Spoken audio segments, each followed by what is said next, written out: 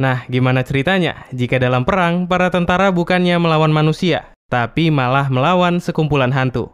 Dan inilah cerita film Spectral.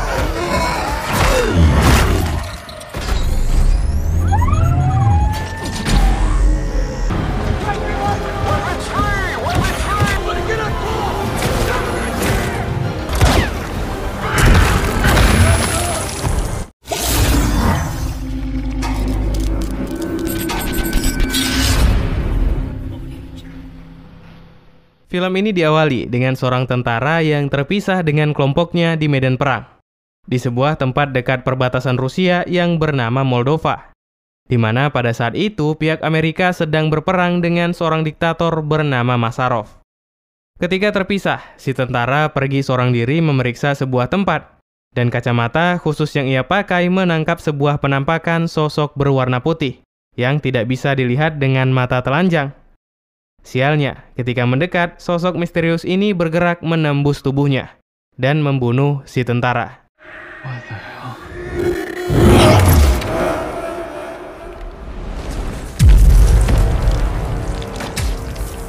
Singkat cerita, seorang jenderal bernama Orlan mendatangkan seorang ilmuwan bernama Klein yang menciptakan kacamata mereka untuk memeriksa kejadian ini.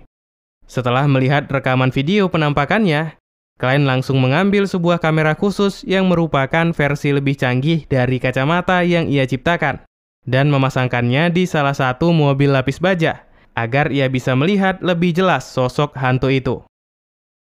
Keesokan harinya, Orlan membentuk sebuah tim yang terdiri dari beberapa orang tentara beserta Klein dan juga seorang perempuan bernama Fran Madison dari CIA untuk menyelidiki anomali yang terjadi.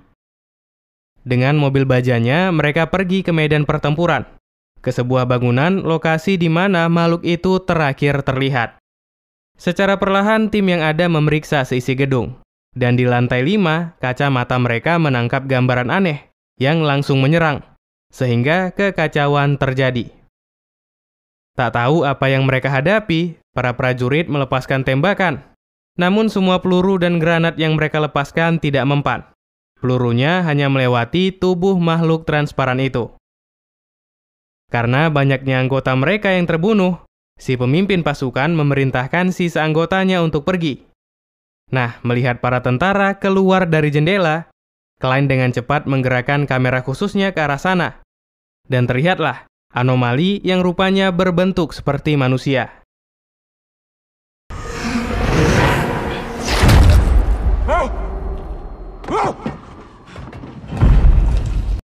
Sehabis melihat bagaimana sebenarnya sosok makhluk itu, mereka dengan tergesa-gesa pergi dari sana. Naas karena ketakutan, di tengah jalan mereka terkena ranjau darat, yang mengakibatkan mobil lapis bajanya rusak dan terbalik. Beruntungnya, para tentara yang lain beserta Klein dan Madison berhasil selamat.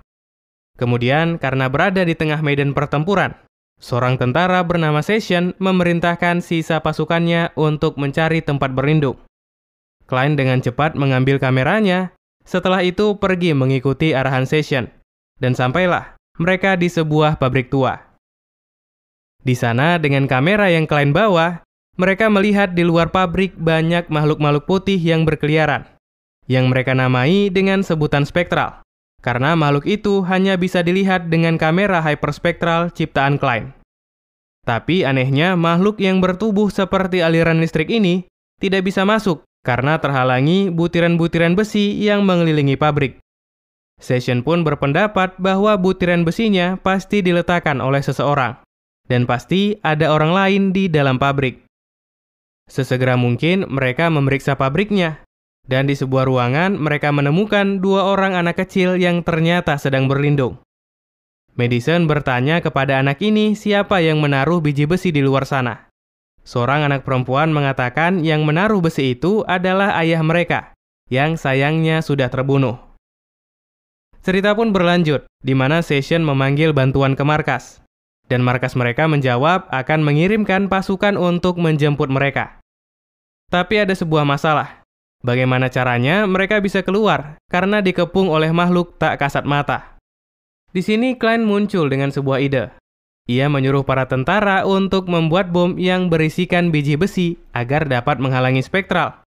Nah, di saat semua tentara sibuk membuat bom, di lain tempat, Klein memodifikasi kameranya untuk dijadikan lampu sorot, agar bisa lebih mudah melihat spektral. Ia juga menghubungi markas agar para tentara yang akan datang memasang lampu sorot khusus buatannya untuk bisa melihat makhluk itu.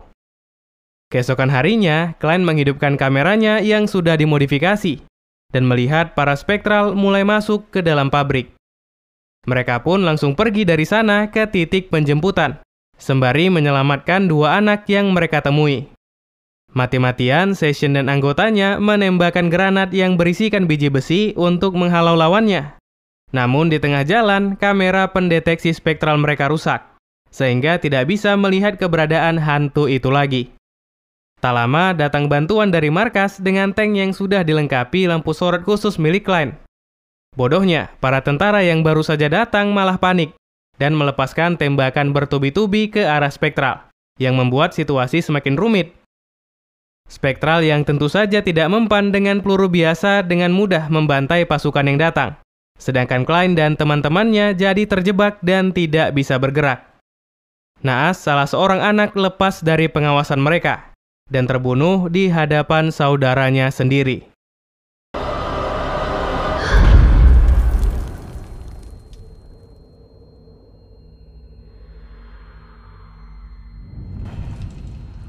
Setelah baku tembak mereda, ada helikopter yang datang menjemput mereka. Melihat spektral masih mengejar, memanfaatkan angin baling-baling helikopter, Klein memecahkan granatnya, sehingga serpihan besi yang ada terbang menghambat spektral, dan mereka dapat pergi dari sana. Tapi berita buruk datang. Ketika akan pergi ke markas, Session mendapatkan kabar bahwa markasnya sudah hancur diserang oleh para spektral.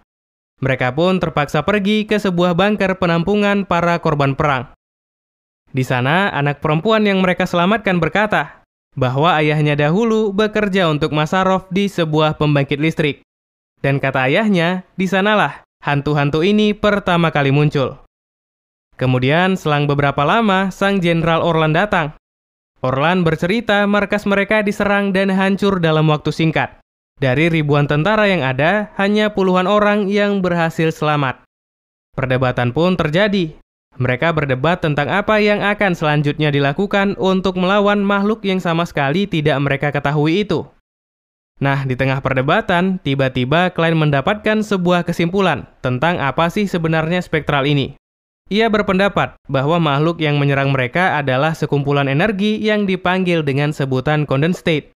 Sebuah energi yang dahulu katanya pernah ditemukan oleh Einstein. Rock ice can turn into water, metals can melt, and these are natural states, but there are unnatural states. Artificial states, man-made states. Condensate. Bose-Einstein condensate. Klein berkata tidak mungkin condensate yang berbentuk seperti manusia tercipta secara alami. Pasti mereka dibuat oleh seseorang. Dan untuk membuatnya dibutuhkan energi yang sangat besar. Madison kemudian mengingat perkataan gadis kecil yang mereka selamatkan tentang Masarov dan pembangkit listriknya. Dari keterangan itu, mereka memutuskan untuk melawan balik, menyerang pembangkit listrik yang mereka yakini markas dari para spektral.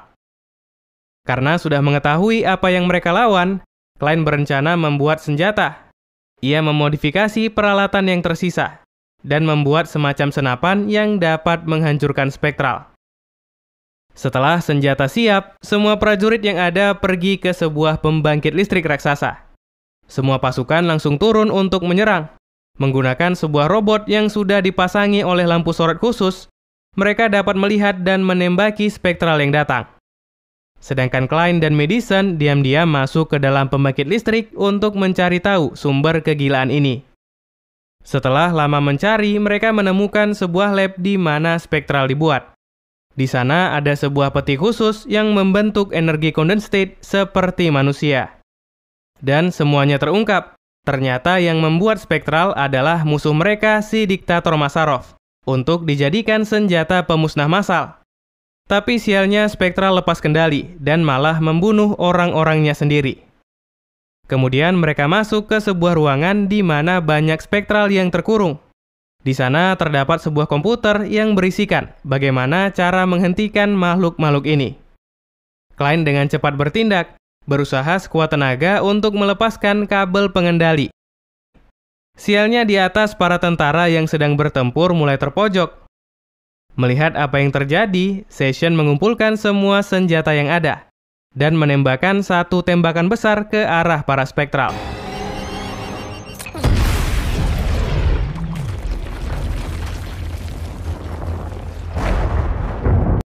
Namun, ledakan senjatanya malah menghancurkan kurungan di dalam lab, sehingga spektral yang awalnya terkurung menjadi bebas.